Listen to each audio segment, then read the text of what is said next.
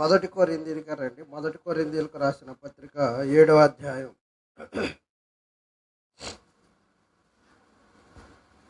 అపోస్తలుడైన పౌలు గారు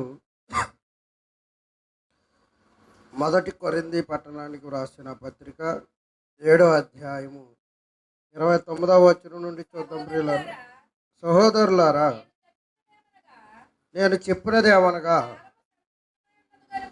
కాలము సంకుచితమై ఉన్నది గనుక ఇక మీదట భార్యలు కలిగిన వారు భార్యలు లేనట్టును, ఏడ్చువారు ఏడవనట్టును, సంతోషించువారు సంతోషపడనట్టును, కొనువారు తాము కొనినది తమది కానట్టును, ఈ లోకమును అనుభవించువారు అమితముగా అనుభవించినట్లు ఉండవలను. ఎందుకంటే ఈ లోకపు నటన గతించుకుపోతున్నది. ప్రియులారా, రాయబడుతున్న సందర్భాన్ని మనం జాగ్రత్తగా పరిశీలిస్తే, అపోస్తలుడైన పౌలు గారు కొరింథీ పట్టణానికి ఉత్తరాన్ని వ్రాస్తూ కాలాన్ని గురించి మాట్లాడుతున్న సందర్భాన్ని మనం ఆలోచిద్దాం. ప్రియులారు, సహోదరులారా, నేను మీతో చెప్పినది ఏమనగా, కాలము సంకుచితమై ఉన్నది కనుక మీరు చాలా జాగ్రత్త కలిగి ఉండాలి అని చెబుతున్న సందర్భం. కాలము సంకుచితం కావడం అంటే ఏంటి? కాలానికి చెల్లుబాటు రాబోతుంది, కాలం లేదు, టైం అయిపోయింది అని మన పరిభాషలో మనం ఆలోచించుకోవచ్చు. సమయం గతించుకుపోతుంది కనుక మీరు ఎలా ఉండాలంటే చాలా జాగ్రత్త మెలకువ కలిగి ఉండాలి అని మాట్లాడుతున్న సందర్భం. ఎందుకు సమయం గతించుకుపోతుంది అన్నప్పుడు, భూమి మీద ప్రతిదానికి ఏముందట? సమయం ఉంటుంది. ఆ సెట్ ఆఫ్ టైమ్ ఆఫ్ పీరియడ్లో ఆ సమయం అయిపోయిన తర్వాత ఇక ఆ పరిస్థితులని ముగించబడతాయి అన్నట్టుగా లోకంలో చాలా విషయాలను చూస్తున్నప్పుడు మనకు అర్థమవుతుంది. ఫర్ ఎగ్జాంపుల్, ఎగ్జామ్ రాయడానికి, ఫైనల్ ఎగ్జామ్ రాయడానికి సర్టన్ పీరియడ్ ఉంటుంది, ఒక కాలం ఉంటుంది. ఆ టైమ్ ఆఫ్ పీరియడ్లో ఆ ఎగ్జామ్ పెట్టబడిన తర్వాత ఆ పరీక్షను మనం ఏం చేయాలి? పూర్తి చేయాలి. ఈ పీరియడ్, ఈ కాలం అయిపోయిన తర్వాత మరలా అదే పరీక్ష పెట్టడానికి కుదరదు. సప్లిమెంటరీ పెడతారు, అది వేరు. ఆ నిర్ణయింపబడిన కాలం అయితే ఏమైంది?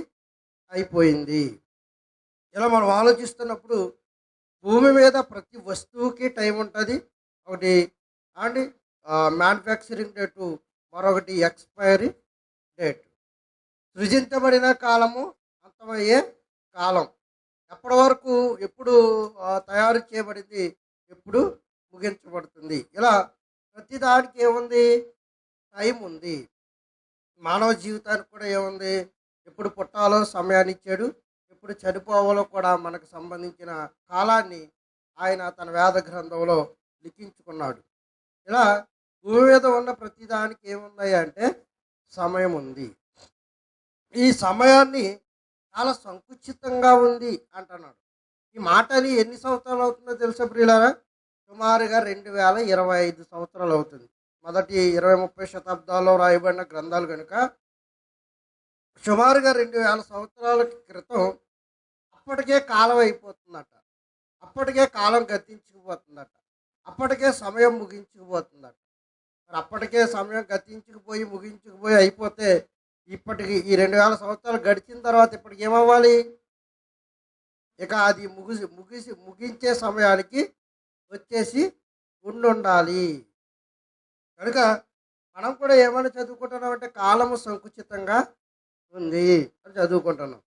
కాలం తక్కువగా ఉంటే మనకు వచ్చే ప్రాబ్లం ఏంటి అని అంటే, కాలం ఎప్పుడైతే తక్కువైపోతుందో మానవ జీవిత పరిణామ క్రమ కాలం కూడా చిన్నదైపోతుంది.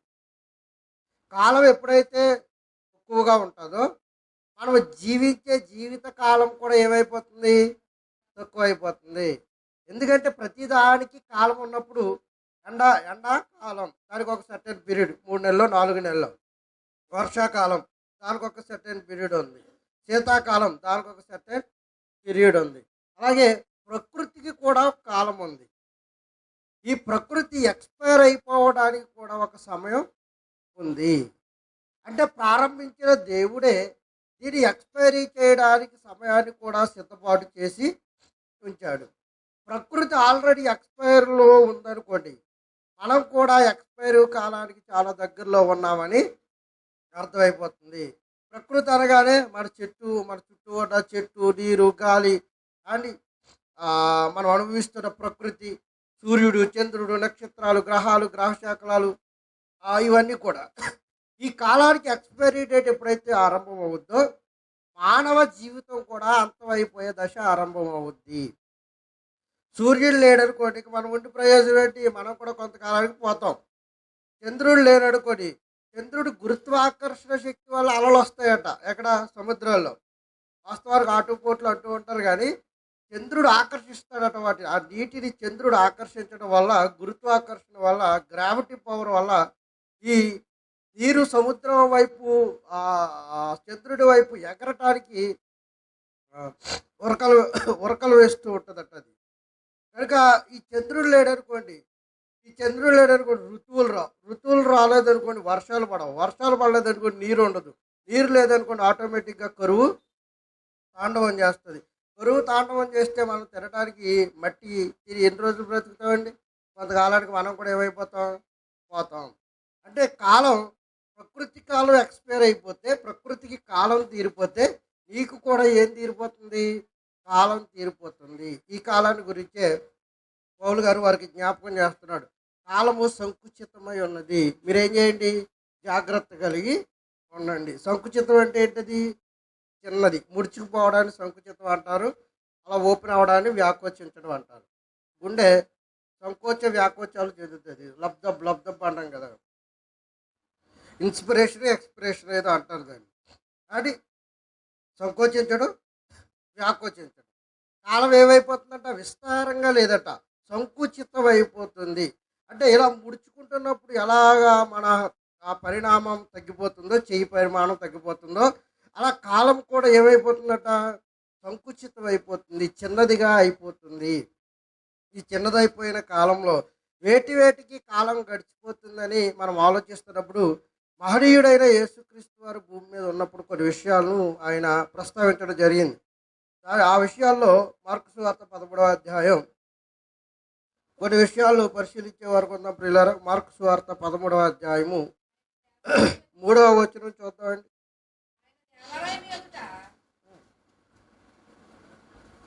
మార్కు సువార్త 13వ అధ్యాయం 3వ వచనం. ఆయన దేవాలయం ఎదుట ఒలీవల కొండ మీద కూర్చుని ఉండగా పేతురు, యాకోబు, యోహాను, ఆంద్రేయ అనువారు ఆయనను చూచి, ఇవి ఎప్పుడు జరుగును? ఇవన్నీ నెరవేరబోవు కాలమునకు ఏ గుర్తు కలుగును? అది మాతో చెప్పుమని ఆయనను ఏకాంతముగా అడిగారట. ఏవి జరుగుతాయి? ఆయన ఏం చెప్తున్నాడంటే, నేను మరలా రెండవ రాకడలో భూమి మీదకి వస్తాను అనే కాలాన్ని చెబుతున్నాడు.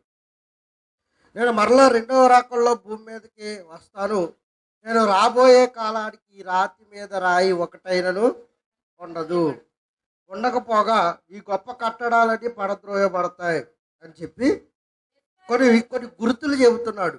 ఆయన రాబోయే కాలానికి కొన్ని ఇండికేషన్స్ చెబుతున్నాడు. ఏంటా ఇండికేషన్స్ అంటే ఇలా చెప్తున్నాడు. ఏమని? నేను వచ్చే కాలానికి ఎవడు మిమ్మల్ని మోసపరచుకోకుండా చూసుకోండి. అనేకులు నా పేరట వచ్చి నేనే ఆయనని చెప్పి అనేకులను మోసపుచ్చెదరు. మీరు యుద్ధముల గూర్చి, యుద్ధ సమాచారాల గూర్చి వింటారు, కానీ మీరు ఏం చేయకండి, కలవరపడకండి.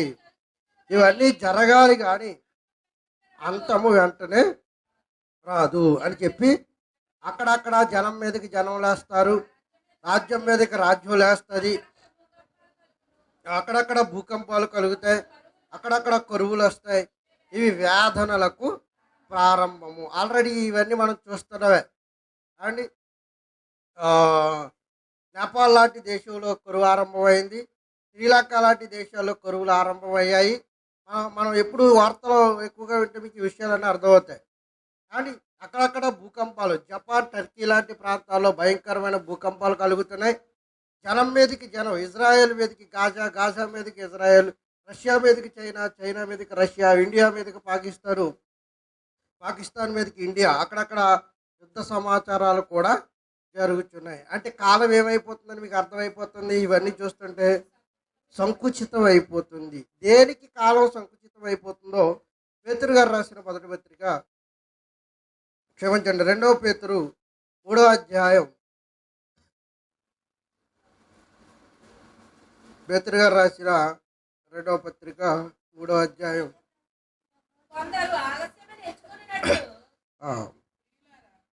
8వ వచనం నుండి చూద్దామండి. ప్రియులారా, ఏమనగా ప్రభు దృష్టికి ఒక దినము 1000 సంవత్సరముల వలెను, 1000 సంవత్సరములు ఒక దినము వలెను ఉన్నది. కొందరు ఆలస్యమని ఎంచుకున్నట్లు ప్రభువు తన వాగ్దానం గురించి ఆలస్యము చేయవాడు కాడు గాని ఎవడును నశింపవలని నిశ్చయింపగా అందరూ మారు మనసు పొందవలని కోరుచు మీ ఎడల దీర్ఘశాంతము గలవాడై ఉన్నాడు. అయితే ప్రభు దినము దొంగ వచ్చినట్లు వచ్చును. ఆ దినమున ఆకాశములు మహాధ్వనితో గతించుకుపోతాయి. ఇది ప్రకృతి కాలం చెల్లిపోతుంది అని యేసుక్రీస్తు వారు 2వ రాకడను సూచిస్తూ చెబుతున్న సందర్భం. కానీ ఇది ప్రకృతి గురించి మాట్లాడుతూ ఆయన అంటున్నాడు, ఆ ప్రభు దినము దొంగ వచ్చినట్లు వచ్చును. ఆ దినమున ఆకాశములు ఏమైపోతాయట అంటే ఆకాశాలకి కూడా ఏముందట, నాశనం ఉంది, సమయం తీరిపోయే కాలం ఉంది, ఆకాశములు గతించు, పంచభూతములు మిక్కుటమైన వేండ్రముతో లయమైపోవును, భూమియు దాని మీద ఉన్న కృత్యములు కాలిపోవును, ఇవన్నీ ఇట్లు లయమైపోవును గనుక ఆకాశములు రవులుకొని లయమైపోవునట్టు, పంచభూతములు మహావేంద్రముతో కరిగిపోవునట్టు దేవుని దినపు రాకడ కొరకు కనిపెట్టుచు దానిని ఆసక్తితో అపేక్షించుచు మీరు పరిశుద్ధ ప్రవర్తనతోనూ భక్తితోనూ ఎంతో జాగ్రత్త గలవారే ఉండాలి అని ఇక్కడ ఏమని మాట్లాడుతున్నాడు ప్రియులరా? పంచభూతాలు ఏమైపోతాయట, వికటమైన యాంత్రముతో లయమైపోతాయి. ఆకాశములు ఏమైపోతాయట, గతించుకుపోతాయి. మొత్తం భూమి దాని మీద ఉన్న కృత్యములు ఏమైపోతాయట, సమస్తమును కాలిపోతాయి. మీరు చూస్తున్న మేడలు, మీరు చూస్తున్న మిద్దులు, మీరు చూస్తున్న కార్లు, మీరు చూస్తున్న బైకులు అండ్ రోడ్ల మీద అన్నీ ఇవే కదా. మనం చూస్తున్న మొబైల్ ఫోన్స్, మనం వాడుతున్న బంగారం, మనం వాడుతున్న వజ్రాలు, మనం వాడుతున్న పనికిరాలు, నువ్వు కొన్న భూమి, నువ్వు కూర్చుకున్న ఆస్తుపాస్తులు, నువ్వు దాచిన బంగారం, అండ్ నువ్వు చేసిన ఫిక్స్డ్ డిపాజిట్లు, నువ్వు చేసిన మ్యూచువల్ ఫండ్లు, నువ్వు కట్టిన ఎల్ఐసీలు, ఇవన్నీ ఏమైపోతాయట, లయము అయిపోతాయి. ఎప్పుడు? ప్రభు యొక్క రాకడ సమీపంలో ఇవన్నీ కాలిపోతాయి. అంటే ప్రకృతికి ఏమైపోతుంది, అంతమైపోతుంది. ప్రకృతికి కాలం చెల్లిపోబోతుంది. ప్రకృతికి కాలం చెల్లిపోయింది అనుకోండి, ప్రకృతిలో నివసిస్తున్న భూమి మీద ఉన్న మనుషులమైన మనకు కూడా ఏమైపోతుంది, కాలం చెల్లిపోతుంది. ఎప్పుడట ఇలాగ అయిపోద్ది? యేసుక్రీస్తు 2వ రాకడలో, యేసుక్రీస్తు వారి యొక్క 2వ రాకడలో మనం సంపాదించినవి, మనము పోగొట్టుకున్నవి, మనం పోగేయబోతున్నవి, మనం కూడగట్టబోతున్నవి, మనం కూడగట్టి వదిలేసినవి, ఇవన్నీ కూడా ఏమైపోతాయట, ఆయన 2వ రాకడలో లయమైపోతాయి. మరి ఎప్పుడు వస్తాడు ఆయన? ఎప్పుడు వస్తాడు ఆయన? అది తెలిస్తే ఏం చేస్తాం మనం? నిజంగా డేట్ ఇచ్చుంటే భలేగుండండి. డేట్ ఇచ్చుంటే ఎప్పుడు వస్తాడో భలేగుండు. మరి ఏం చేసినట్టే, దొంగ వచ్చినట్లు వస్తానన్నాడు తప్ప ఎప్పుడు వస్తాడో ఆయన చెప్పలేదు. మొదటి రాకడ ఎప్పుడు వస్తాడో చెప్పాడు. ఇదిగో నేను కన్యక గర్భవతి కుమారుని కంటుందని చెప్పాడు. నాకంటే ముందు మార్గం సరళము చేయడానికి యోహాను అనే దూతను నాకు ముందుగా నేను పంపిస్తున్నాను అన్నాడు. నేను వచ్చే కాలంలో రాజ్య స్థాపనలు జరుగుతాయి అన్నాడు. నేను వచ్చినప్పుడు రాజుగా వస్తానన్నాడు. నన్ను ఇలా సిలువ వేస్తారు, ఇలా కొడతారు, ఇలా గుద్దుతారు, ఇలా నా వస్త్రాలు పంచుకుంటారని ఆయన పుట్టినప్పటి నుండి చచ్చిపోయేటంతటి వరకు ప్రవచనాలు ఉన్నాయి. కానీ ఆయన రెండవ రాకడలో ఎప్పుడు వస్తాడు అన్నదానికి ఏమీ లేదు, అసలు జవాబు ఎక్కడా కూడా. ప్రకటన గ్రంథాన్ని ముగిస్తూ అంటాడు, ఇదిగో నేను త్వరగా వచ్చుతున్నాను అంటాడు. ఆయన వచ్చేటప్పుడు ఏమైపోతాయట, ఏదైతే ఆయన నిర్మాణం చేశాడో ఆ నిర్మాణాలన్నీ ఏమండి అగ్నిమయం అయిపోబోతున్నాయి, లయం అయిపోబోతున్నాయి, కాలిపోబోతున్నాయి. అవి సమస్తం ఏమైపోబోతున్నాయి, మిక్కుటమైన వేండ్రముతో లయమైపోబోతున్నాయి. అలా ప్రకృతి దానికి సంబంధించిన సమస్తము మిక్కుటమైన వేండ్రముతో లయమైపోయేటప్పుడు ప్రకృతిలో నివసిస్తున్న మనం, ప్రకృతి పెద్దదా మనం పెద్దవాళ్ళమా కాబట్టి విశ్వాంతరాలు పెద్దవి, మనం దానిలో చిన్న నలక భూమి, ఆ నలకలో మనం ఇంకెంత వారమో మీరు ఆలోచించండి. విశ్వాంతరాలతో పోలిస్తే అండ్ ఎన్నో హైడ్రోసెక్టార్స్, పాలపుంత హైడ్రోసెక్టార్స్ అండ్ ఇలాంటి నక్షత్ర మండలాలు బోల్డ్ ఉన్నాయి, కోటాను కోట్ల నక్షత్ర మండలాలు. ఈ నక్షత్ర మండలాలన్నిటిలో భూమి ఏంటది, చిన్న నలక, చిన్నది. సౌర కుటుంబంలో సూర్యుడు, తర్వాత భూమి, ఇలా గ్రహాలు ఉన్నాయి కదా, 8 గ్రహాలు ఉన్నాయి. ఈ గ్రహాల్లో భూమి చిన్నది, ఆ భూమి మీద నివసిస్తున్న మనం మరింత చిన్నవాళ్ళం. దానికే ఆయుష్కాలం తీరిపోతుంటే ప్రకృతికి, అండ్ ఆటోమేటిక్గా సూర్యుడికి కూడా ఏం తీరిపోద్ది, ఆయుష్కాలం తీరిపోద్ది. సూర్యుడికి ఆయుష్కాలం తీరిపోతే భూమికి కూడా ఏం తీరిపోద్ది, ఆయుష్కాలం తీరిపోద్ది. ఎందుకంటే యావత్ సర్వ విశ్వానికి ఈ భూమి కేంద్రకం, ఇది central point of the earth అంటాడు. ఎందుకే ఈ భూమి ఏంటిది, కేంద్రక స్థానం. సైకిల్కి అబ్బు ఉంటుందా, అబ్బు చుట్టూ ఏముంటాయి, ఓసలు ఉంటాయి. కానీ ఈ ఓసలకి బేస్ ఏంటి, ఆ అబ్బే అని ఏదైతే పిలువబడుతుందో సెంట్రల్ పాయింట్, ఆ అబ్బే ఇవి పట్టి ఉండడానికి అని ఆధారం. ఇక ఈ అబ్బే లేకపోయిందని కూడా ఓసులు ఉంటాయా, ఉండవు, నిలబడవు, టైట్ కావో. కనుక ఈ కేంద్రకమైన భూగోళం కూడా ఏమైపోద్దట, వికృతమైన వేండ్రముతో దాని కృత్యములన్నీ ఏమైపోతాయట, కాలిపోతాయి.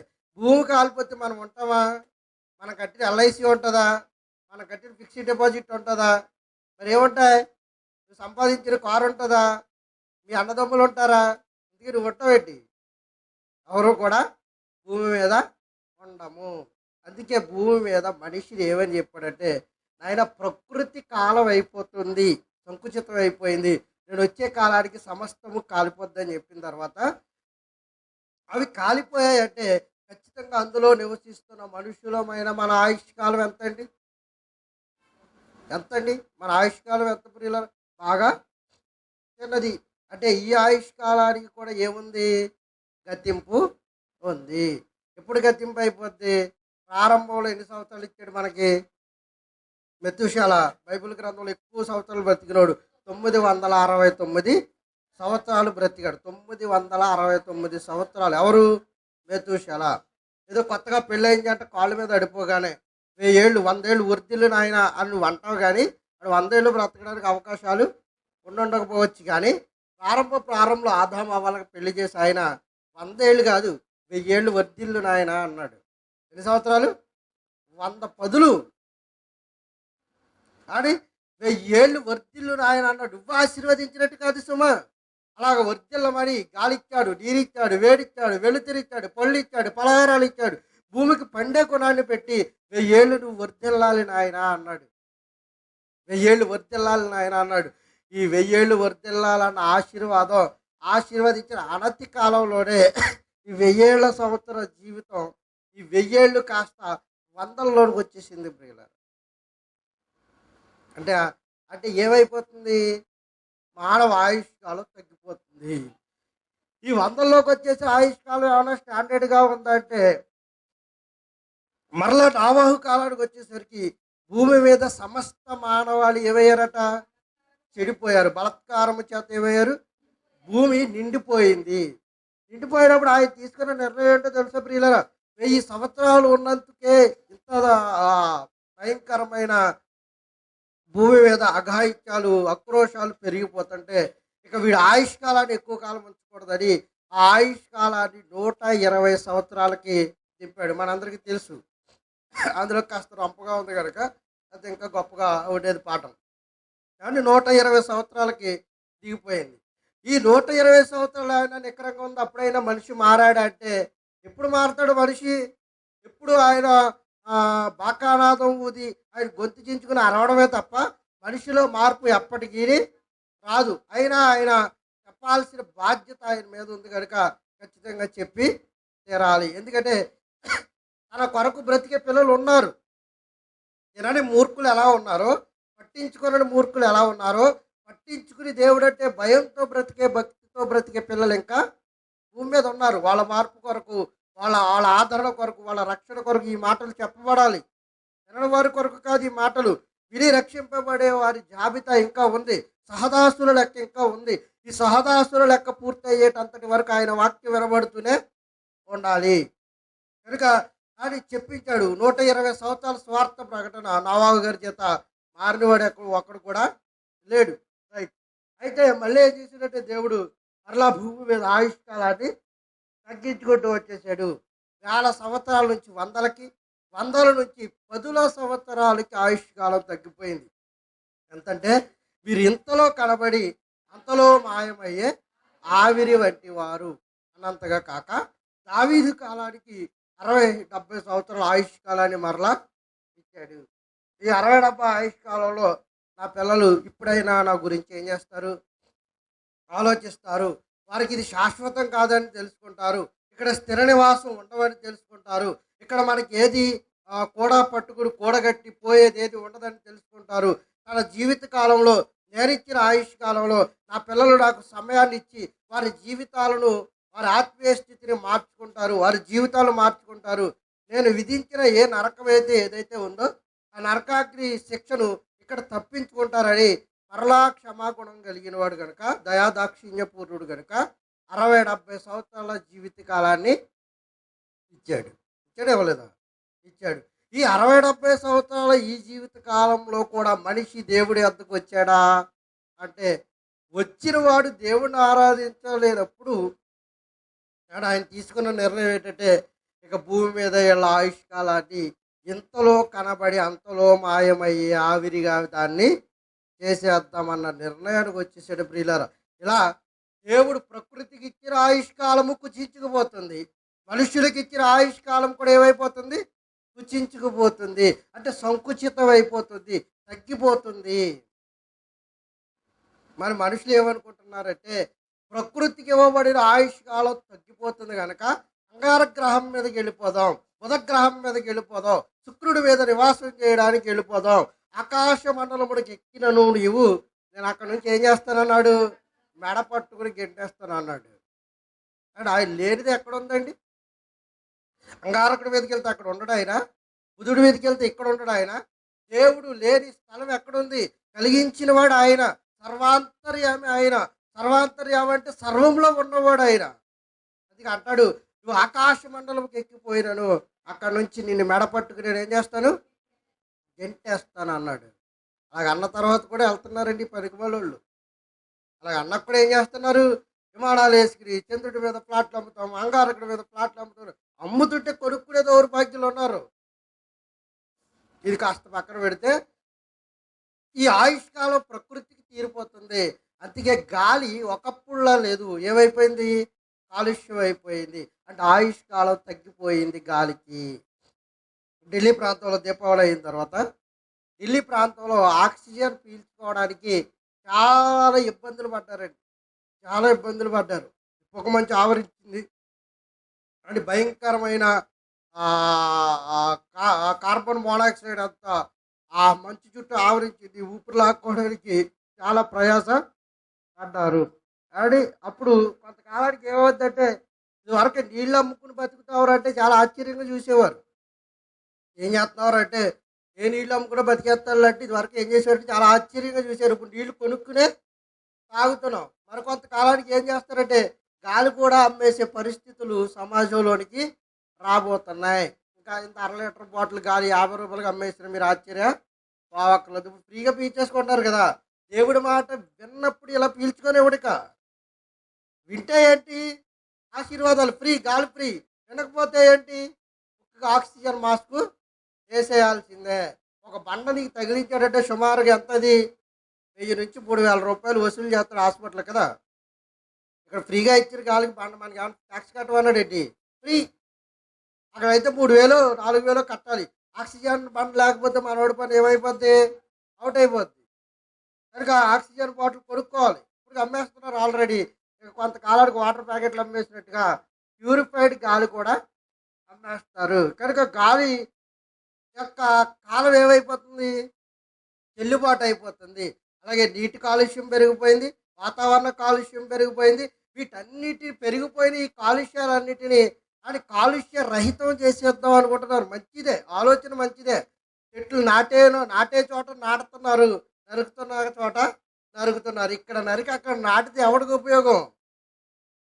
వీటిని భద్రంగా కాపాడి వాటిని పెంచితే కదండి సమాజానికి ఉపయోగం. ఇక్కడేమో పెంచుతున్నారు, అక్కడేమో నరుకుతున్నారు. మళ్ళీ ఇక్కడ జనాభా పెరిగి పెద్ద అయిన తర్వాత వీటిని కూడా ఏం చేస్తారు? నరుకుతారు. మళ్ళీ అక్కడో చిన్న చిన్న మొక్కలు వేస్తారు. చిన్న చిన్న మొక్కల వల్ల ప్రయోజనం ఏముంది? అని అవి తనంతట తాను ఆహారాన్ని తయారు చేసుకోవాలి. కార్బన్ డైఆక్సైడ్ పీల్చాలంటే వాటికి సామర్థ్యం సరిపోదు. అలా సరిపోయినప్పుడు గాలి కాలుష్యం అయిపోతుంది.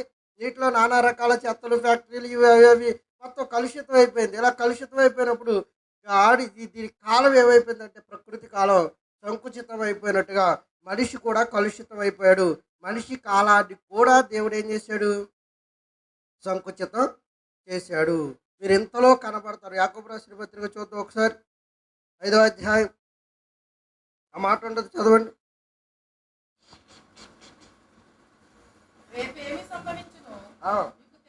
రేపేమి ఒకసారి రిఫరెన్స్ చెప్పండి, అందరూ తీసుకుంటారు. యాకోబు రాసిన పత్రిక 4వ అధ్యాయం 14వ వచనం. రేపేమి సంభవించునో మీకు తెలీదు, మీ జీవం ఏపాటిది. మీరు కొంతసేపు కనబడతారు, అంతలోనే మీరు ఏమైపోతారు? మాయం అయిపోతారు. మీరు కొంతసేపు కనబడతారు, అంతలోనే మాయమైపోతారని చెప్పి కొన్ని వందల సంవత్సరాలు అయ్యింది. ఇప్పటికీ మనిషి మారాడయ్యా అంటే ఇప్పటికీ మనిషి ఏం చేయలేదు? మారలేదు. అందుకే ఇంతలో కనబడుతున్నారు, అంతలో ఏమైపోతున్నారు? మాయమైపోతున్నారు. ఏమండి ఎలా మాయమైపోతున్నారు చెప్పమంటారా? మన మీద దాడి చెయ్యని రోగం ఏముంది ఈరోజు? మనిషి మీద దాడి చెయ్యని రోగం ఏముంది? పంటకి తెగుళ్ళు పట్టి అల్లాడించినట్టుగా ఆయన మాట వినకపోతే తెగుళ్ళ చేత దేశాలను అల్లాడించేస్తానని రాయించాడు ఎజెకియెలు గ్రంథంలో. దేశాలనే అని ప్రధానులు, అధికారులు ఎవరినైనా సరే తెగుళ్ళ చేత, తెగుళ్ళనే తన ఆయుధం చేత అల్లాడించేస్తానన్నాడు. అలాగే అల్లాడించేస్తున్నాడు ఈరోజు. అందుకే ఆయుష్ ఏమైంది?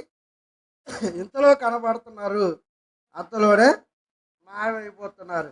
ఇదివరకు జ్వరాలు వేరు, ఇప్పుడు జ్వరాలు వేరు. ఇదివరకు జ్వరం వస్తే ఏం చేసేవారు? కాస్త కషాయం తాగితే తగ్గిపోయేది. ఇప్పుడు జ్వరం వస్తే అమ్మో ఏ జ్వరమో తెలియదు. అది కీళ్ళ జ్వరం అంటున్నారు, వైరల్ జ్వరాలు అంటున్నారు, ఆ జ్వరం అంటున్నారు, టైఫాయిడ్ అంటున్నారు. అమ్మో ఏటి జ్వరాలు తెలియదు.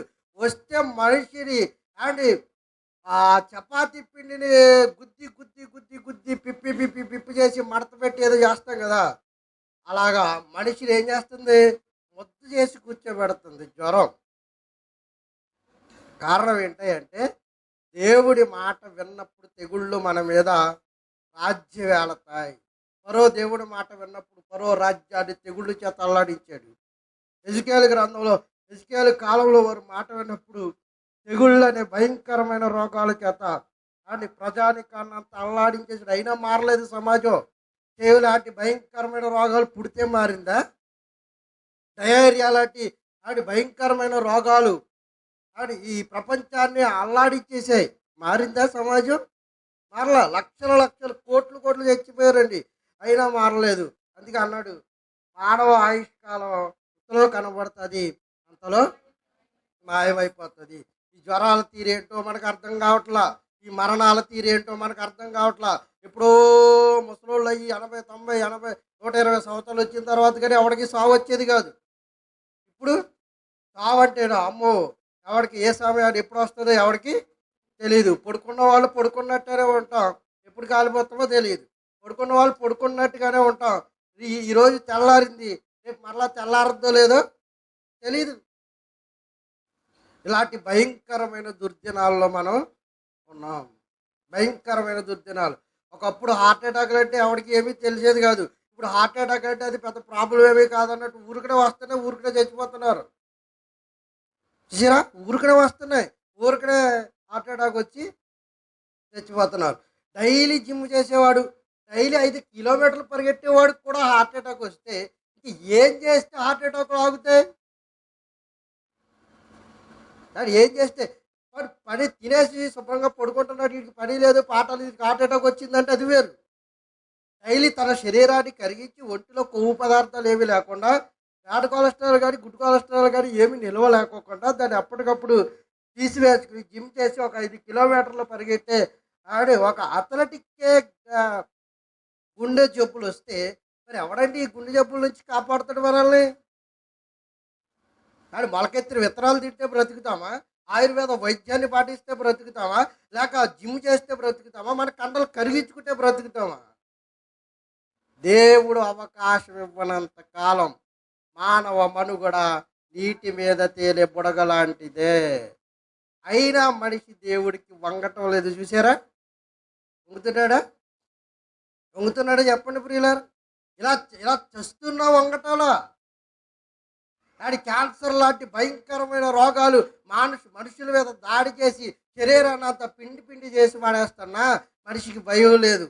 యాక్సిడెంట్ల ద్వారా, అత్యాచారాల ద్వారా, మర్డర్ల ద్వారా, భయంకరమైన రోగాల ద్వారా ఒకటా రెండా రోగాలు, విచిత్రమైన రోగాలు, విచిత్రమైన మాటలు, విచిత్రమైన పాకడలు. ఎప్పటి నుంచో రోగాలు తెలిసే ప్రియులారా. ఇప్పుడు అనుకోకుండా మీరు గర్భస్థంలో ఉన్న శిశువుకు కూడా రోగంతో పుడుతున్నాడు, పుడుతూ పుడుతూ.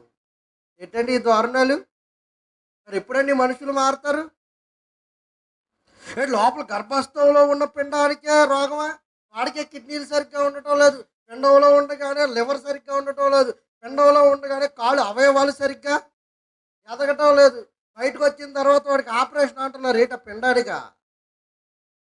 అమ్మో, ఇంత భయానకమైన దారుణమైన పరిస్థితుల్లో ఉన్నామా? మగవాళ్ళు హాయిగా పడుకుంటున్నారు, ఇలా అలా గిడికి రంపట్టేసింది. ఇక అలా పడుకుంటే నేను కూడా ఏం చేసేది ఉండదు. దేవుడు కూడా ఎవరింటికి వెళ్ళొద్దు అన్నాడు. మీరు రమ్మన్నా ఇంక రేపు వారం నుంచి రాను, బ్రేక్ వేసేస్తాను నేను కూడా. రాత్రే మొన్న 2 రోజుల క్రితం కర్నూలు, బెంగళూరు ప్రాంతం నుండి కర్నూలు మీదుగా వెళుతున్న డబల్ డెక్కర్ బస్సు ఏమైంది? వాళ్ళు కూడా మనకులాగా ఏం చేస్తున్నారు?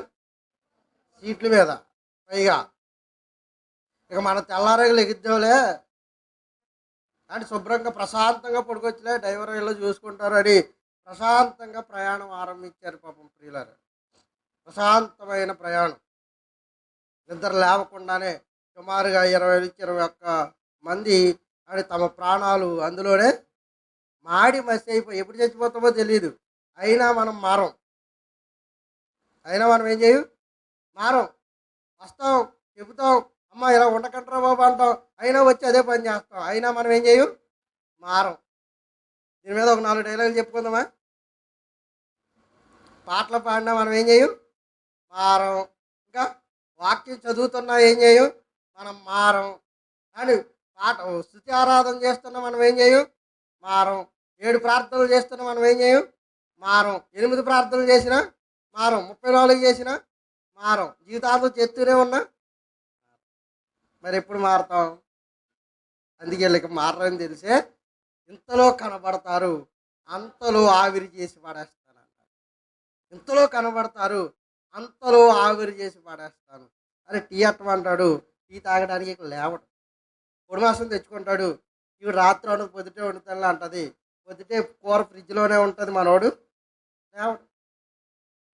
మీరు ఇంతలో కనబడతారు, అంతలో ఏమైపోతారు? ఆవిరైపోతారు. ఎన్ని రోగాలండి బాబు ఈరోజు. అంటే మానవ ఆయుష్కాలు ఈ రోగాల చేత ఏమైపోయింది? కుచించుకుపోయింది, కుచించుకుపోయింది. అందుకే దేవుడు ఎక్కడి నుంచి ఉన్నాడో తెలుసా? ఇదిగో నేను త్వరగా వచ్చుచున్నాను అంటే ఎక్కడ ఉన్నాడు? త్వరగా వచ్చేస్తున్నాడంటే చాలా దగ్గరలో ఉన్నాడు. ఇంకా గట్టిగా చెప్పాలంటే డోర్ దగ్గర నుంచి ఉన్నాడు. గేట్స్ ఓపెన్ చేసాడు, అడుగు తీసి బయట ఆడతాడు. డోర్ దగ్గర నుంచి ఉన్నాడు, వాడు గేట్స్ ఓపెన్ చేశాడో అడుగు తీసి ఆయన ఏం చేస్తాడు? బయట ఆడతాడు. అప్పుడు కదా మనకి ఏమొస్తుంది? ప్రళయం, మహాభూకంపం, భయంకరమైన వికృతమైన వేండ్రముతో భూమి దాని కృత్యములు కాలిపోతాయి. భయంకరమైన నక్షత్రాలు నేల రాలిపోతాయి, సముద్రాలు ఉప్పొంగిపోతాయి, ఇంకిపోతాయి. దేవుడు చేసిన సమస్త ప్రకృతి ఏమైపోతుందో తెలుసా? భూమి దాని కృత్యములు అన్నీ కూడా ఏమైపోతాయి? కాలిపోబోతున్నాయి. సమస్తము బూడిద చేసేయబోతున్నాడు అని చెప్పినా ఆదివారం ప్రార్థనకి వెళ్ళం. ఏమైపోతాయట? బూడిదైపోతాయిరా నాయన అని చెప్పినా వెళ్ళవట. బూడిదైపోతాయిరా బాబు, సంపాదించుకోవడం దేవుడి దగ్గరకు కూడా ఒక అడిగేస్తా ఉండి అన్న, అప్పుడు కూడా మనం ఏం చేయవట? మారవట. ఎందుకంటే తినడానికి, తాగడానికి, సంపాదించడానికి అలవాటు పడిన వాడు దేవుడు అంటే వీడికి ఏం చేయదు, ఇష్టం ఉండదు. జలసాలు చేయాలి, అనుభవించాలి అని ప్రార్థనకు రమ్మన్నవాడు ఏం చేయడు? నీతో రాడు. అసలు ఎక్కడైనా షికార్లకి తీసుకెళ్ళని వస్తాడు, ఎక్కడికైనా ఫంక్షన్లకు తీసుకెళ్ళడం మీతో కూడా వస్తాడు. కానీ దేవాలయానికి రారా బాబు అంటాడు, ఏం చేయడు? రాడు. మరి ఇలా కాలిపోయే టైంలో మనం సంపాదించిన ఆస్తులు ఏమైపోతున్నాయి? కాలిపోతాయి. మనం సంపాదించిన ఇల్లు కాలిపోతాయి, కార్లు కాలిపోతాయి, బిల్డింగులు కాలిపోతాయి, బిల్డింగ్ చేసిన అద్దాలు కాలిపోతాయి, వేసుకున్న ఏసీలు కాలిపోతాయి, కొనుక్కున్న ఇంకా ఫ్రిడ్జ్లు కాలిపోతాయి, కొనుక్కున్న మిక్సర్లు కాలిపోతాయి, కొనుక్కున్న బంగారం కాలిపోతుంది. మరి ఏం చేయమంటారు? అన్ని పొయ్యిలే తీసుకోమంటారు అంటారండి. ఇవన్నీ ఏమైపోతాయట? వికృతమైన వేండ్రంతో లయమైపోతాయట. అందుకే మనం ఏం చేయమన్నాడంటే, భూమి మీద ఇహమందు ధనవంతులు కాక అన్నాడు. మీరేం చేయొద్దు? ఇహమందు మీరు ధనమును కూర్చుకొనకండి. కావలసినంత కూర్చుకోండి, సంపాదించుకోండి, తినండి, అనుభవించండి, మీ పిల్లలకు కూడా సంపాదించి పెట్టండి. కానీ ఇహమందు ధనవంతులైన వారు గర్విష్ఠులుగా మారిపోకండి. గర్వాంధ హృదయం మీలోనికి రానివ్వకండి. నాకు డబ్బు ఉందలే, నేను ఎలాగైనా బ్రతికేస్తానని ఎవడైనా ఒకవేళ చిటికేస్తే చిటుకలో పెట్టి చిదివేస్తాడు నీ గుండెని. ఆయనకి అంత సామర్థ్యం ఉంది. మన గుండెని ఆయన నిశ్వాసంలో ఒక్కసారి ఆపిన ఎడల మనుషులందరూ పిట్టలు రాళ్ళట్టు రాలిపోతారట. ఆయనకి కానీ పెద్ద ప్రాబ్లమా? 1-2 సెకండ్లు అలా అదిం పెట్టాడంటే అయిపోద్ది. అయినా దయాదాక్షణ్యాలు చూపెడుతున్నాడు. అంత ఎందుకు ప్రియులారు? మీ కళ్ళ ముందు ఎంతమంది సావలేదు? ఈకంటే ఎక్కువ సంపాదించిన వారు, ఈకంటే ఎక్కువ మేడలు కట్టిన వారు, ఈకంటే ఎక్కువ పలుకుబడి ఉన్నవారు, ఈకంటే ఎక్కువ ఘనత మర్యాదలు సంపాదించిన వారు, ఈకంటే ఎక్కువ ఆస్తులు కూడగట్టుకున్నవారు అని ఎంతమంది చచ్చిపోలేదు ప్రియులారు మీ కళ్ళ ముందు? చచ్చిన వాడు ఎవడైనా ఆస్తులు కూడా పట్టుకెళ్ళాడా? చూసారా మీరు ఆ సందర్భాలు? కోటీశ్వరుడు అని పేరెట్టుకున్న ఆ కోటీశ్వరుడు ఆయన ఏమైనా ఆస్తులు కూడా పట్టుకెళ్ళాడా? కార్లు, బంగారం, వెండి, వజ్రాలు, వైడూర్యాలు, భార్య, పిల్లలు, భర్త ఎవరైనా పట్టుకెళ్ళాడా? తల్లి గర్భంలో నుండి మనము దిగంబరిగానే వచ్చాం. తల్లి గర్భం నుండి మరలా దిగంబరిగానే మన ప్రయాణం ఆరంభించాలి. ఈ సంపాదన లోకమని ఈ నటనాలయంలో కొట్టుకుపోతూ దేవుడి దగ్గరికి రాడేటండి బాబు. చచ్చిపోతావురా నువ్వు, సమయం చాలా తక్కువగా ఉంది. ఈ ఇవ్వబడిన ఈ సమయాన్నైనా నువ్వేం చేయాలి? సద్వినియోగపరుచుకో, లేదంటే ఇక్కడికి బ్రతుకు లేదు. అది కూడా ఎక్కడ సద్వినియోగపరుచుకోవాలి? భూమి మీద మనం బ్రతుకుండగానే. ఈలోగా గంట కొట్టేసేవంటే మళ్ళీ అవకాశం లేదు. ఈలోగా మనం ప్రాణం పోయిందంటే మరలా అవకాశం లేదు. అందుకే నేడని సమయం ఉండగానే ఇదే అనుకూల సమయం, ఇదే రక్షణ. నేను ఒక అమ్మను బాప్తిసం తీసుకోమంటే అంటూ ఉంటుంది. అంటే ఇక్కడ కుదిరిద్దేమో కానీ అక్కడ కుదరదు. కాబట్టి ఒక్కొక్క ఆయన్ని రారాబాబు ప్రార్థనలో కంటే ఈ వారం ఖాళీ లేదంటే పెళ్లి తగిలింది, మళ్ళీ ఈ వారం వస్తానంటాడు. దేవుడు నీకిచ్చిన సమయాన్ని దేవుడి కొరకై వినియోగించక, దేవుడు నీకిచ్చిన సమయాన్ని సద్వినియోగం చేసుకోక, ఇక్కడ నుంచి ఏమీ పట్టుకెళ్ళవని తెలిసినా కూడా దేవుని అన్యాయం చేస్తున్నాను అనుకుంటున్నావు. అమాయకుడా, నిన్ను నీవే మోసం చేసుకుంటున్నావు. ఎల్ఐసి కట్టాను నాకు ఇక గొడవ లేదనుకున్నావా? ఆస్తులు సంపాదించాను నాకు ఇక గొడవ లేదనుకుంటున్నావా? అయితే నువ్వు మోసపోతున్నావు. ఎన్ని కట్టినా అన్నీ నీ కింద వారికి వదిలేసి రావాలి తప్ప నువ్వేమీ పట్టుకు రావడానికి వీలు లేదు. మరి ఆడేవాడో పట్టుకొస్తారా? ఆడు కూడా ఎవడో గుడికి వదిలేయాలి. ఈ మీద ఏ ప్రకృతి వైపరీత్యాలు వచ్చినాయి అనుకోండి, దీన్ని ఎవడు స్వతంత్రించుకుంటాడో కూడా తెలియదు. అలాంటి వాటి కోసమా దేవుడిని విసర్జిస్తున్నాం? అలాంటి వాటి కోసమా పరలోకం ఇస్తారంటే పోగొట్టేసుకుంటున్నావు. అలా బూడిదైపోయి ఈ బూడిద కోసమా నీ పరుగులు? ఒకసారి ఆలోచించు.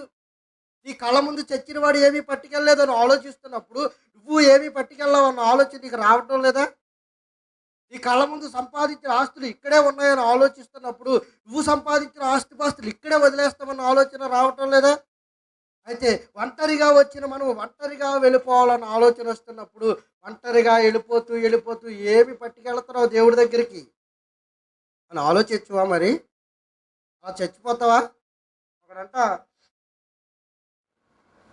చచ్చాక ఏం జరుగుతుంది అని చచ్చినట్టు యాక్షన్ చేసేటట 2 రోజులు. మరి ఆడికి వచ్చిందో ఏంటట, చచ్చాక నన్ను పలకరిస్తానికి బ్రతుకుండగా అయితే సేవలు ఎక్కువ ఉంటాయి, చచ్చాక ఎవడెళ్తాడుగా. కనుక వీడికి వచ్చిన ఆలోచన ఏంటంటే చచ్చిపోయిన తర్వాత నన్ను పలకరించడానికి ఇప్పుడు వస్తున్న బంధువులు, స్నేహితులు, అధికారులు, ఇప్పుడు వస్తున్న నాకున్న ఈ ఘనత ఎంతవరకు పనిచేస్తాయని మనోడు ఒక ట్రిక్ ప్లే చేసి అంటే చచ్చినట్టుగా నటించాడట. కొంతమందిని ఏర్పాటు చేసుకుని ఆడవడానికి, వీడు చచ్చిపోయాడని చెప్పడానికి మరికొంతమందిని ఏర్పాటు చేసుకుని వైద్యులకు కూడా కొంత డబ్బిచ్చి వీడి చావుడు తీర్మానం చేసినట్టుగా చచ్చిపోయాడని హాస్పిటల్లో చెప్పించిన తర్వాత ఆ శవాన్ని తీసుకొచ్చి ఇంటి ఎదరేస్తే అని ఆడ దగ్గర ప్రతిరోజు వచ్చినోడు ఒక్కడు కూడా ఆడి శవాన్ని చూడటానికి రాలేదంట. వీడు ఎక్కడైతే అధికారి ఘనత పొందాడో, ఎంతమంది అయితే సెల్యూట్ చేశారో, ఎంతమంది అయితే అడిగి సేవలు చేశారో, ఈ సేవలు చేసిన వాళ్ళు అయినా ఎవడో కూడా వస్తాడేమో అనుకుంటే వాడు కూడా ఒక్కడు కూడా రాలేదట. ఇక కన్న కొడుకులైనా వస్తారేమో అని చూసేటట్ట, వాళ్ళు కూడా పాడండి మరి పాట, అదే రాలేదు. కన్న కూతుళ్ళు వస్తారేమో అని చూశారట, వాళ్ళు కూడా రాలేదట. అని కన్న కూతుళ్ళు ఈ పూర్వకాలం ఒక సామెత ఉంటుంది, ఆడ కొడుకుని కనడం కన్నా కూతురి కంటే మేలు. ఎందుకంటే కొడుకు చూడకపోయినా కూతురు ఏం చేస్తుందట, చూసి మీద పడి ఏడుస్తుంది అన్న ఒక నియమం ఉంది. మొన్న 6 ఎకరాలు పొలం సంపాదించి మొన్న చచ్చిపోయాడు ఆయన. ఎన్ని ఎకరాలు? 1, 2 కాదు, 6 ఎకరాల పొలం. 2 కొడుకులు 2 కూతుళ్ళు. 2 కొడుకులు 2 కూతుళ్ళుకి ఎవరికి ఏం చేయలేదు, ఆస్తి రాయలేదు. ఈ మధ్య ఆస్తి రాస్తుంటే ఎవరు చూడలేదు కదా, ఇదో ప్రాబ్లం అయింది. మీరు కూడా ఎవరికి రాయకండి, రాసేరు దెబ్బ అయిపోయారు.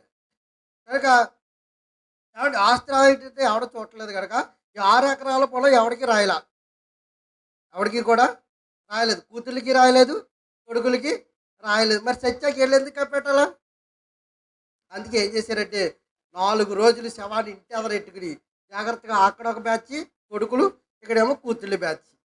కూతురు మరి పేదడి ఆడాలిగా, 6 ఎకరాల పొలం రాయిపోతే ఎందుకు ఆడాలా? దానికి ఇప్పుడు ఎవరికన్నా ఇబ్బందే. అందుకే ఇప్పుడు ఏం చేస్తున్నారో తెలుసా, ఆస్తులు ట్రస్ట్ల పేర్లు రాసేస్తున్నారు. అంటే ఎంత సంపాదించినా నీకేం లేదు, సుఖము లేదు. అందుకే ధనవంతులు ధనాన్ని సంపాదించుకోవడానికి మీరు పరుగు పెట్టకండి, ధనాపేక్ష సమస్త కీడులకు మూలం అన్నాడు. సమస్త కీడుల కంటే చచ్చిన వారు ఏం చేయరట, పట్టించుకోరు. చచ్చిన పట్టించుకోరు. ఏ కూతురు అయితే ఏడుస్తుందని కనిపించావో ఆ కూతురు ఏడవటానికి బదులుగా ఎందుకు ఏడుస్తున్నారట, ఈ సచ్చినోడు అలాగే చచ్చాడు, నాకు ఈ 6 ఎకరాల్లో 1 ఎకరమైనా రాసి ఏడితే బాగుండని ఏడుతున్నారట. అక్కడ ఇక పంచాయతీ వాళ్ళు ఉంటారు కదా, మరి పెద్దలు ఉంటారు కదా, ఊళ్ళో గ్రామంలో పెద్దలు ఉంటారు కదా, పెద్దలందరూ పెద్ద మనసు చేసుకుని సరే మీకు నమస్కారం ముందండి కప్పెట్టండి, మీ మిగతా సెటిల్మెంట్ ఉంటే తర్వాత చేసుకుందామని జాగ్రత్తగా ఏదో చెప్తారు కదా పెద్దలు. చిన్నోడికి జాగ్రత్తగా తీసుకెళ్ళి ఆమదో రాత్రి పక్కకు తీసుకెళ్ళి రాసినప్పుడు ఇటు రాయించుకుంటే బాగుంటుంది, రాయించుకోకపోతే పెద్దలు కూడా లెక్క చేయలేదు మళ్ళీ ఇబ్బంది పడతారు. కానీ జాగ్రత్తగా ఆమదో రాసిస్తారు, అందరికీ ఆమదో రాసి సెటిల్మెంట్ చేస్తాలని ముందు శవాన్ని తీసుకెళ్ళండి అన్నప్పుడు కానీ ఎవడు దాన్ని కలపడానికి ఎదరికి రాలేదు. ఇలాంటి పరిస్థితుల నడుమ ఏమిరా ఏమిరా బైరాగిని సంపాదన అంటే అని ఏం చేస్తాం ప్రియులారా? అందుకే దీపం ఉండగానే నీ ఇల్లుని ఏం చేయమన్నాడు, చక్కబెట్టండి. ప్రాణం ఉండగానే ప్రభువుని నమ్ముకోమన్నాడు. తిరిగి రాని లోకానికి మన ప్రయాణం ఆరంభం అవుద్ది. ఇక మనల్ని తిరిగి మన వంక చూసేవాడు ఎవడు కూడా ఉండడు. అందుకే నీకివ్వబడిన ఆయుష్కాలాన్ని కొడుకు కోసమో కూతురు కోసమో అంటే ఆస్తులు పెంచుకోవడం కోసం వ్యర్థం చేసుకోకసమా, సంపాదించి పెట్టు కాదనటోలా, కూడగట్టుకుని పెట్టుకో కాదనటోలా, వీటికే వ్యర్థపరిచేసుకున్నావా నీ ఆత్మకు సమాధానం చెప్పుకునేవాడు ఎవడో కూడా ఉండడు. ఇక్కడ ఇన్ని అదవకూరలు చెబితే చెప్పారు అనుకునే వాళ్ళు ఆ మహానుభావులు ఎవరన్నా ఉంటే మీ కర్మ మీదే, ఇక మిమ్మల్ని ఎవడు కూడా మార్చలేడు. దేవుడే చెప్పిన తర్వాత కూడా ఇక మనం మారకపోతే ఇక మనల్ని ఎవడు కూడా మార్చేవాడు ఉండడు. అందుకే దేవుడు సమయాన్ని ఇచ్చాడు. ఈ సమయాన్ని మరలా దేవుడికే ఇవ్వండి. ఎంత పెద్ద పని ఉన్నా మానేయండి. ఎంత పెద్ద పని ఉన్నా మీరేం చేయండి, మానేసి దేవుడికి ఆ సమయాన్ని మరలా తిరిగి ఇచ్చేసేవారుగా ఉండాలి. ఎందుకంటే మనం మనం మన భూమి మీద బ్రతికింది అదే భాగ్యం.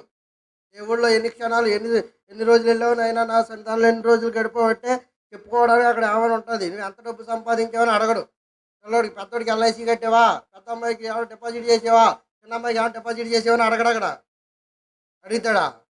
అని డబల్ డబల్ డాక్స్ ఇల్లు వేయో, డూప్లెక్స్ ఇల్లు వేయో ఉన్నాయి, ఈ ఇల్లు కట్టొచ్చే వాళ్ళందరికీ అని అడుగుతాడా? అడగడు. రక్షణ తీసుకున్న నీవేనాడు అయినా సన్నిధానానికి మానుకోకుండా వెళ్ళావా అని అడుగుతాడు. అంటావా అనుకో, నువ్వు మూతి మీద కొట్టి ఎప్పుడు వెళ్ళావరా అని నీ లిస్ట్ అంతా తీస్తాడు. కనుక ఈ పైన ఎప్పుడైతే ఆరంభిస్తామో, ఒంటరిగా భూమి మీదకి వచ్చాం, మరలా ఒంటరిగానే తిరిగి మన పయనాన్ని ఆరంభించాలి. వెళుతున్నప్పుడు నువ్వు సంపాదించిన ఆస్తులై, నువ్వు సంపాదించిన స్థలంలో నేను పూడ్చిపెట్టుకుంటారా? 3 సెంట్లు ఇష్టపడి కొన్నావు, 3 సెంట్లు ఎదర పూడ్చిపెట్టుకోమనండి. ఎదర కొడుకునో కూతురునో నారాయణ చచ్చిపోయినప్పుడు మీ ఆఖరి కోరిక రాయండి. ఈరోజు అందరూ కూడా ఎంతమంది నెరవేరుతారో చూద్దాం. నాయన నేను చచ్చిపోయినప్పుడు ఇంటి ఎదర సింహద్వార గుమ్మానికి ఎదర నా సమాధి ఉండాలి అని తల్లిదండ్రులారా మీరేం చేయండి, మీ పిల్లలకి వీలునామా రాయండి. వాళ్ళ ఎంతమంది నెరవేరుస్తారో చూద్దాం. పోనీ మీరు నెరవేరుస్తారేంటి? ఇక్కడ ఉన్నవాళ్ళు మీ తల్లిదండ్రులకి నెరవేరుస్తారా? అంటే నువ్వు కొన్న స్థలంలోనే నిన్నేమంటుందట, జై జన్మభూమి అన్న కుదరదట. ఇక అంత కష్టపడి సంపాదించావు, రూపాయి కూడగెట్టి 3 సెంట్లు కొన్నావు, ఇందులో నేను కప్పెట్టనివ్వరా? కప్పెట్టనివ్వరు. అందుకే లోపల చచ్చిపోవడం కూడా ఏంటట, ప్రమాదమేనట. వేసేయండి గడ్డి, వేసేయండి చాప అంటారు, తీసుకొచ్చి గుమ్మం బయట ఆరు బయట మనల్ని ఇది నీ బతుకు. నువ్వేంటి ఎంత జలసా ఏంటి? 6 వెళతావు, సెంటు కొడతావు, ఏమండి షూ వేస్తావు, డ్రెస్ వేస్తావు, బంగారం వేస్తావు, వజ్ర కిరీటాలు పెడుతున్నావు. అబ్బో నీ వైభవానికి లేదేది అనర్హం అన్నట్టుగా చచ్చి 3 రోజులు అయిన తర్వాత వెళ్ళి చూడాలి నీ భోగం. అక్కడ కదా పురుగులు పట్టిన మన దేహం, చిత్రమైపోతున్న మన ఆకారం. అని ఒక అందమైన ఆకారం ఇప్పుడు ఉందేమో కానీ ఆ పురుగులు పట్టిన తర్వాత ఈ అందమైన ఆకారాన్ని తొలుస్తున్న పురుగుల సమూహం, అబ్బో జుగుత్సాకరంగా ఉంటుంది ప్రియులరా మన బ్రతుకు. అది మన బ్రతుకు. మన్ను అయినది వెనకటి వలె మన్నైపోవాలి, మన్ను అయినది వెనకటి వలె మన్నైపోవాలి. భూమి మీద ఎన్ని అద్దినా అండ్ ఎంత గొప్పగా బ్రతికినా, ఎన్ని సర్జరీలు, ఫేషియల్ సర్జరీలు చేయించుకున్నా మనం ఆఖరికి ఎందులో కలిసిపోవాలి? మట్టిలోనే కలిసిపోయేవారము.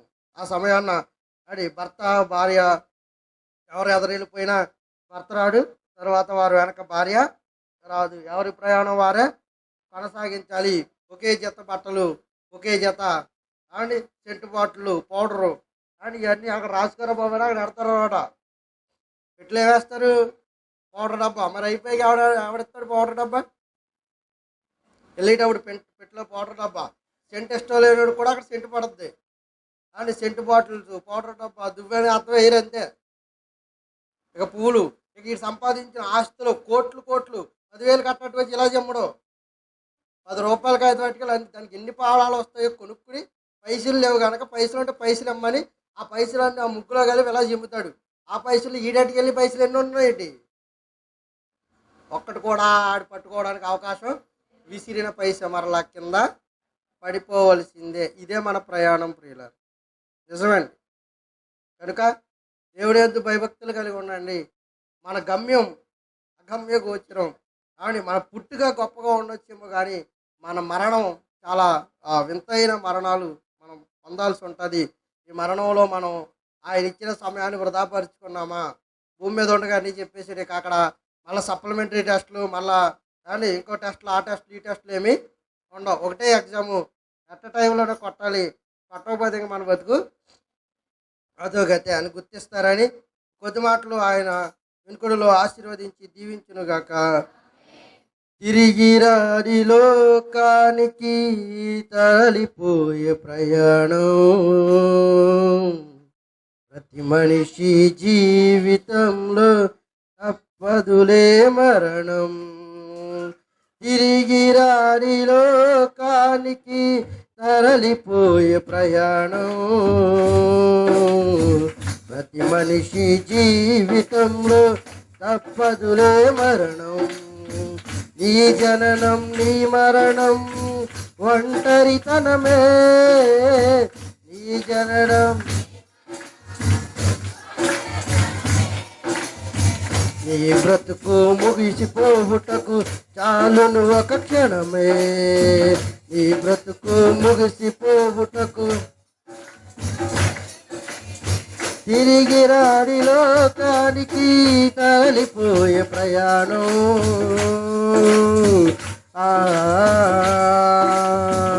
ఈ రాక కొరకు ఎదురు చూచని వారు, నీవు చనిపోతే ఎవరు నీతో రారు.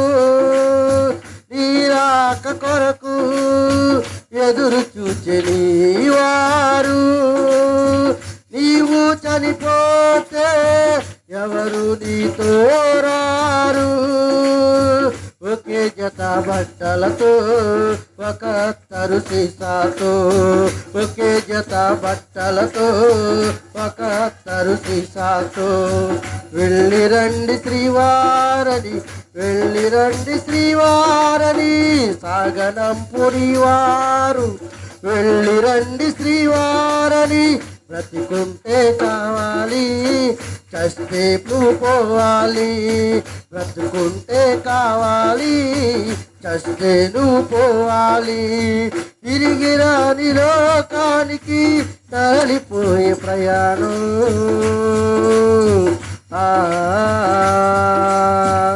ఈ రాక కొరకే ఎదురు చూచని దేవుడు తనువు చాలించి తనయునిగా వస్తావని.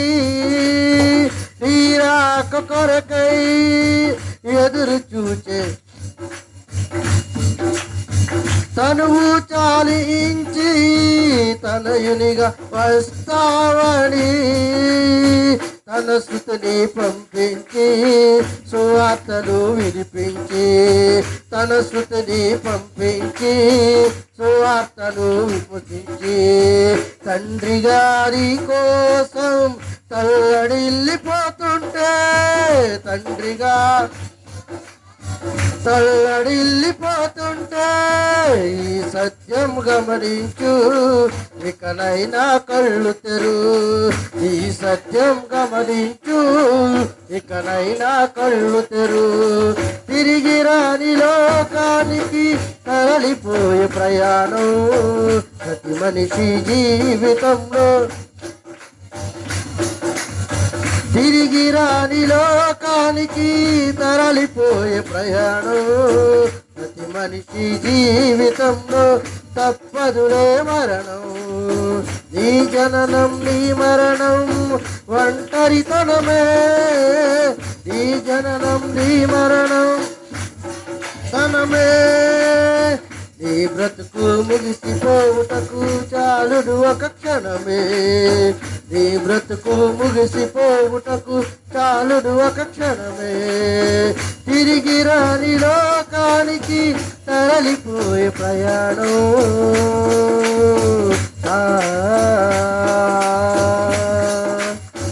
సకల ఆశీర్వచన స్తోత్రములకు కారణభూతుడా మమ్మల్ని కన్న తండ్రి, అయా నీ బిడ్డలైన వారందరూ నీ మాటలు విన్నారు. తల్లి గర్భం నుండి మేము ఎలా వచ్చామో మరలా అలాగే మా జీవితాన్ని ముగించుకుని వెళ్ళిపోవాలని, మా జీవితానికి ఆయుష్ కాలానికి పరిమితి ఉందని మా కాలాన్ని ముగించుకొని దేవా ఇదిగోనైనా మీరు ఇస్తారన్న ఆ పరలోకం కొరకు మేము పరుగులు పెట్టేవారు. కానీ పిల్లలందరినీ తీర్చిదిద్దండి. బిడ్డలందరిని ఆశీర్వదించండి, దీవించండి ప్రభు. ఇదిగో ఫలభరితమైన జీవితాలని బిడ్డలందరికీ అనుగ్రహించండి అయ్యా. ఒకనాడు ప్రభు మా పుట్టుక దినం కొరకు ఎదురు చూసిన మా బంధువులు, స్నేహితులు, రక్త సంబంధికులు అయా ఇదిగో ప్రభు మరలా మా చావు దినాన మాతో కూడా ఎవరు రారని నువ్వు మాట్లాడుచున్నావు. ఒకే జత బట్టలు, ఒకే జత అత్తరు సీసాతో మా పైన ఆరంభించాలి తండ్రి. ఇదిగో ఆయన నీ పిల్లలైన వారందరికీ మేలుకొల్పు మాటలు, భూమి మీద ఉండగా నీకు సమయాన్ని ఇవ్వక, ఇల్లు గడవటం లేదని, వాకలు గడవటం లేదని, అప్పులు ఉన్నాయని, రుణబాధలు ఉన్నాయని నీ సమయాన్ని దొంగిలిస్తున్నారేమో. నువ్వు ఇచ్చే ఆశీర్వాదాలు కోల్పోతున్నారేమో ప్రభువా. అలాంటి బిడ్డలకు మారు మనసు కలిగించండి. భూమి మీద నుండి మనం పట్టుకెళ్ళేది ఏమీ ఉండదని, మనం నిత్య జీవాన్ని స్వతంత్రించుకోవాలంటే ఆయనలో కడగబడిన తర్వాత ఆయన పాదాల చెంతకు వెళ్ళి ప్రతి బిడ్డ ఆలోచించాలి. దేవా, అలా మేము వస్తామని మా రాక కొరకు ఎదురు చూస్తున్న దేవుడు మీరు ప్రభు. అలా ఏ బిడ్డలు తమ హృదయాలను మార్చుకుంటున్నారు? ఏ బిడ్డలు తమ హృదయాన్ని చింపుకొని నీ దగ్గర, నీ పాదాల దగ్గర పెడుతున్నారు? ఏ బిడ్డలు మనుషులందరి కొరకు ప్రార్థిస్తున్నారు? ఏ బిడ్డలు ప్రభువా ఇదిగోనైనా రక్షింపబడాలని ఎదురు చూస్తున్నారు? అలాంటి నీ పిల్లల ఇదిగోనైనా రోదన జీవితాలను మీ చేతులకు అప్పగిస్తున్నాడు. తండ్రి, మరలా గొప్ప తనయుడిగా తిరిగి వస్తావని, తప్పిపోయిన మా కొరకు ఎదురు చూస్తున్న దేవా, నీ బిడ్డల మనస్తత్వాలు మార్చండి. తిరిగి తాగి సంపాదించి అనుభవించాలని ధనవంతుడు వలె వారు ఆలోచనలు పరిగెడుతున్నాయేమో. ఇక్కడ నుంచి మేము పట్టుకు వెళ్ళిపోయేది ఏమీ లేదని, మాకంటే గనులు మరణించారయ్యా, మాకంటే కీర్తి ప్రతిష్టలు కలిగిన వారు మరణించారయ్యా, మాకంటే మేడవిద్దులు కలిగిన వారు మరణించారు దేవా. మా కళ్ళ ముందే వారి మరణాలను మేము చూసాం. ఇదే చేత్తో ఎన్నో శవాల మీద మట్టేశాం. ఇదే చేత్తో ఎన్నో ప్రభు అంతిమ కార్యక్రమాల్లో పాల్గొన్నాం. సంపాదించిన వారు ఏమీ పట్టుకెళ్ళక, సంపాదించినది ఏది అనుభవించలేక, ఒకవేళ సంపాదించినా అనుభవించడానికి మనశ్శాంతి లేక, అయ్యా నీ దగ్గరకు రాకపోతే మా బ్రతుకు వ్యర్థమని గ్రహించలేక చాక్రి దండనకు జారిపోయిన ఎన్నో ఆత్మలు, అలాంటి ఆత్మల జాబితాలో నీ సంఘంలో బిడ్డలము మేము ఉండక, ఇప్పటికైనా కళ్ళు తెరుచుకొని వాస్తవాలు గ్రహించి, అయ్యా నువ్వు చెబుతున్న గొప్ప మాటలు ఆకాశము భూమి గతించుకుపోతాయేమో కానీ నీ మాటలకు నాశనము లేదు దేవా. అలాంటి విలువైన మాటలు నీ బిడ్డలు విన్నారు. విన్న ప్రతి మాటలు దృష్టిలో చెత్తుకుపోతాడేమో. నీరు కట్టి ఫలింపు దయచేయండి. భూమి మీద మేము ఎంత గొప్పగా బ్రతికినది వ్యర్థమని జ్ఞాని అయిన సొలొమోను మాట్లాడుచున్నాడు. సమస్తము అనుభవించాడు, సమస్త రుచులు చూశాడు. ఆస్తులు ఉన్నాయి, అంతస్తులు ఉన్నాయి, మేడలు ఉన్నాయి, మిద్దెలు ఉన్నాయి. వైరాగ్యము కలిగి మాట్లాడుతున్న మాట వ్యర్థము వ్యర్థము సమస్తమును వ్యర్థం అన్నాడు. అంతకంటే గొప్పవారమా ప్రభువా? ఒక రాజే ఇంత గొప్పగా మాట్లాడితే, ఒక జ్ఞానే ఇంత గొప్పగా మాట్లాడితే, మేము రాజులము కాదు, జ్ఞానులము కాదు, అలుపులమయ్యా. మేము నీ మాటకు లోబడకపోతే భయంకరమైన తెగుళ్ళ చేత, భయంకరమైన భూకంపాల చేత, భయంకరమైన మనుషుల మీద మనుషులు కొట్టుకుపడేటట్టుగా, అయ్యా రాజ్యం మీదకి రాజ్యము, దేశం మీదకి దేశం, ప్రజల మీదకి ప్రజలు, ప్రాంతం మీదకి ప్రాంతాలు అల్లాడిపోతుందయ్యా. మీరు వచ్చే కాలానికి ప్రభువా మేమేమైపోతామో మాకు తెలియదు, కానీ మా విశ్వాసానికి కదలని వారిగా మేము నిలబడాలి. మా విశ్వాసంలో సడలిపోని వారిగా మేము నిలబడాలి. కరువులు రానై, ఖడ్గాలు రానై, శోధనలు రానై, ఇరుకులు రానై, నా దేవుడు నుండి నన్ను ఏది ఎడబాపదన్నాడు అపోస్తలుడైన పౌలు గారు. అవి అలాంటి తీర్మానం నీ బిడ్డలు తీసుకోవాలి. ఏదో వచ్చాము వెళ్ళాము అన్నట్టుగా కాక సమర్పణ జీవితాలు నీలో కావాలయ్యా. ఏదో మొక్కుబడి కానీ దేవాలయాన్ని తొక్కేవారుగా కాక మా జీవితాలు మార్చుకునే మాటలు వినబడతాయి. మా బిడ్డలు సక్రమైన మార్గంలో నడుస్తారు. నా బిడ్డలు నా మాట వినాలంటే నేను యేసుని ఆశ్రయించాలని, ఈ బిడ్డలైన వారందరూ నిన్ను ఆశ్రయించాలి. ఇక్కడితో ఆగిపోకూడదు దేవా. వందలు, వేలుగా, వేలు, లక్షలుగా, లక్షలు, కోట్ల జనాభాగా మాకు ఇవ్వబడిన ఆయుష్ కాలంలో మా సంఘాన్ని మండించండి. ప్రారంభ అపోస్తలులను అగ్ని జ్వాలల చేత మండించినట్టుగా మా సంఘంలో విశ్వాసులందరినీ మండించండి. మా సంఘంలో బలమైన పాత్రలు లేవాలి, బలమైన పరిచర్య జరగాలి, అనేక జనాంగం కాపాడబడాలి, అనేక జనాంగాన్ని మేము రక్షించాలి, అనేక జనాంగాన్ని నీ రక్షణ మార్గంలోనికి నడిపించాలి. అలాంటి ఉన్నతమైన బలిష్టమైన పాత్రగా ఇగో మా సంఘాన్ని వాడుకోమని అడుగుచున్నాను. సంఘంలో ఉన్న బిడ్డలను వాడుకోండి, విశ్వాసంలో స్థిరపరచండి. చావైనా బ్రతికైనా, దేవుడు ఇచ్చినా ఇవ్వకపోయినా, దేవుడు కార్యం చేసినా చేయకపోయినా, దేవుడు మేలు చేసినా మేలు కరము చేయకపోయినా, ఆఖరికి దేవుడు కీడే చేసినా నేను నా దేవుని ఎందే సంతోషిస్తామని యెహోషువ మాట్లాడాడు. నేను నా ఇంటి వారిని యెహోవాను మాత్రమే సేవించాలి. అలాంటి బలమైన విశ్వాసాలను సంఘంలో స్థిరపరచండి. దేవా, గాలికి కొట్టుకొని పోయే పట్టులొద్దు, గాలికి ఎగిరిపోయే పళ్ళు ఇదిగో నాయన ఈ సంఘంలో నిలబడనియొద్దయ్యా. ఇదిగో గురుగుల్ని ప్రభువా సంఘంలో ఎదగనివ్వద్దు ప్రభువా.